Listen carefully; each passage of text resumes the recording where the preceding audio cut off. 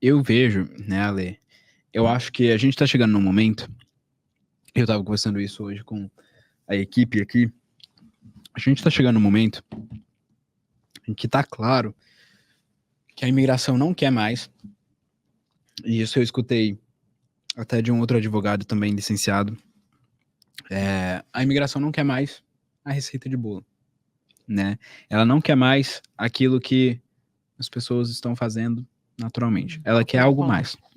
Ela está, sim, subindo a régua, né? Porque o pessoal fala, ai, tem uma taxa de aprovação muito boa. O Gui acabou de me informar aqui que foram 8 meses, o consulado de Londres. Tem uma taxa de aprovação muito boa. O EB2NW tem 80 e poucos % de aprovação. Quando você pega a estatística do que era e do que está se tornando, você fica preocupado. Porque você vê que, tem uma taxa de aprovação boa? Tem. Mais 50% é aprovado? Mais 50% é aprovado, sim. Mas você vê que as negativas aumentaram estatisticamente em geral, né? Eu vou até puxar aqui, mas isso gera o quê? Um entendimento de que a imigração está, sim, dificultando a aprovação de AB2NW por um motivo simples. Eles não estão tendo como aprovar porque eles precisam ter um controle maior do número de green cards que está sendo emitido. Entendeu? E aí, obviamente, se eu tenho mais aplicações, eu preciso ter um controle, eu subo um pouco ali o meu critério de aprovação, sim. né? Sim, exatamente. Talvez processos que num outro momento seriam sim considerados elegíveis, né, seriam aprovados, nesse momento podem ter ficado abaixo ali da faixa de corte para a emissão do green card. Sim, então assim, essa realidade que a gente tem visto exige um pouco mais de conhecimento, experiência e cuidado, né? Não dá para ficar simplesmente jogando várias aplicações de AB2NW por aí. Quero achar aqui, tô pegando a última estatística de negativas que eles deram para poder compartilhar aqui com vocês. Mas a realidade é essa. Então, assim, eles vêm, sim, aumentando o número de EB2NW negado, justamente para tentar, de alguma forma, controlar o fluxo de aplicações que eles têm recebido. Eles têm recebido muita aplicação de EB2, né? Como vocês podem ver, é por isso que eles têm negado, por isso que eles têm retrocedido, inclusive, na Priority Date. Outro dia eu postei isso falando, por que a Priority Date do EB2 está sendo segurada?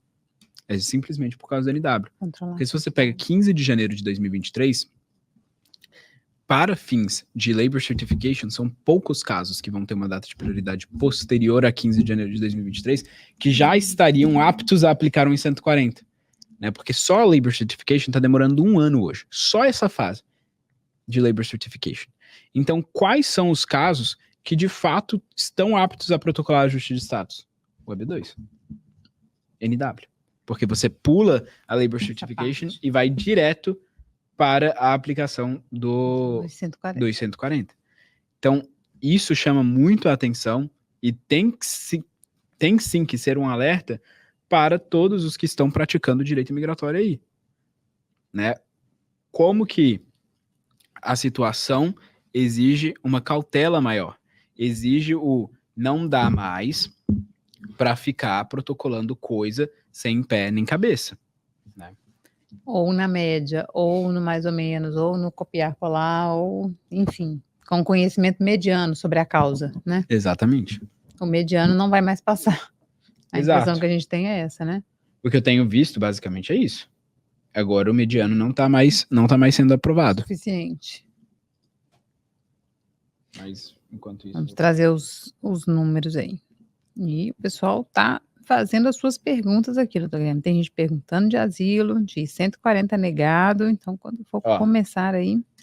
Só para você ter noção. No primeiro quarter, ou seja, nos primeiros 3 meses do ano fiscal, outubro, novembro e dezembro de 2023, de todos os EB2 que foram de fato julgados, né, 10 mil foram julgados, 2.500 foram negados. Ou seja, 25% foi negado. E, nossa, é bastante. Exato. E 75% foi aprovado. Considerando tudo, EB2 normal e EB2NW. Só NW. Ah, só o NW, esse recorte? Isso nos 3 primeiros meses. o que a gente vai ver no segundo quarter, no quarto, quinto, sexto mês, provavelmente vai ser um aumento de negativas. Porque o que a Ilha é que as pessoas estavam vendo mais negativas esdrúxulas de EB2NW em janeiro, fevereiro e março. Então, a gente vai ter uma tendência de ver essa situação de novo, pior no segundo quarter do ano. Então, assim, a realidade está aqui. Os números que a USS divulgam estão falando por si só. Eles não estão fazendo vista grossa. Eles querem, de fato, fazer uma análise mais específica do caso. Mas você está dando uma explicação super razoável, porque as negativas, né? A quantidade de green card, aumento das aplicações, mas tem algumas negativas também, que, como você falou, são esdrúxulas, né? Sim. E nesse caso a gente vai atuar Sim, especificamente para poder reverter, como a gente já conseguiu aqui no escritório, não é isso? Reverter decisões que não faziam sentido. Eu nunca apelo de todas as decisões. Isso é fato. Eu não acho que é prudente, tá? Isso é um entendimento meu. Eu não apelo de todas as decisões negativas. Não dá para apelar assim, não concordei com a sua decisão, né? Sim, né? Você até poderia fazer como a apelação é uma possibilidade de uma análise nova, de novo review, você até poderia fazer. Mas eu não apelo. Por quê? Porque a apelação, se for sem sentido, você só vai gastar $800 do seu cliente. Então, claro, não significa que todas as minhas apelações são aprovadas, claro que não. Mas eu apelo só naquele caso em que eu acredito que houve sim uma irrazoabilidade por parte do oficial de imigração e que a apelação é devida, justamente para buscar uma reversão nesse sentido. Então, por exemplo, casos em que eu apelo muito quando a negativa é esdrúxula. Se a negativa não tem nem pé nem cabeça, se a negativa não tem fundamentação de direito, o oficial não bate nos pontos adequados, o oficial usa termos genéricos para explicar o porquê que ele negou. Se ele faz esse tipo de trabalho na negativa, o que eu faço? Apelo. Porque aí existe um precedente que exige que o oficial discorra muito bem sobre os motivos pelo qual ele está negando um processo ao negá-lo. Então, nesse sentido, assim, a gente consegue reverter. Não chega a ser um erro, mas você tem um precedente para argumentar assim, olha, por esse motivo, como você não cumpriu tal e tal requisito, vamos dizer assim, ao descrever essa negativa, que eu estou apelando dessa decisão. Exato. Mas tem um motivo, né? Você não é do nada. Diz assim, decidi que não concordo. Exato. Você tem que analisar e entender o que te leva a apelar daquele caso, né? Quais são os motivos pelo qual você está apelando daquele caso? Né? E esses motivos têm que ser baseados em precedente. Sempre que você usa um precedente para apoiar a sua apelação nesse precedente, você tira um pouco da subjetividade e você consegue, pelo menos, que o oficial de apelação concorde com você e revoga a decisão do diretor. Né? E esse é o objetivo principal.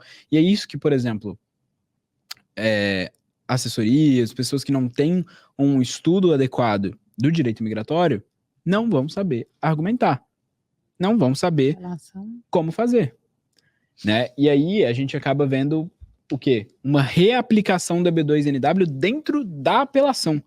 Então a pessoa basicamente está tentando argumentar tudo de novo. E o oficial de apelação, por mais que ele possa rever toda a decisão de novo, ele não tem limites nesse sentido, ele pode olhar e falar, só não concordo e pronto, e mudar porque ele não concorda, ele não vai fazer.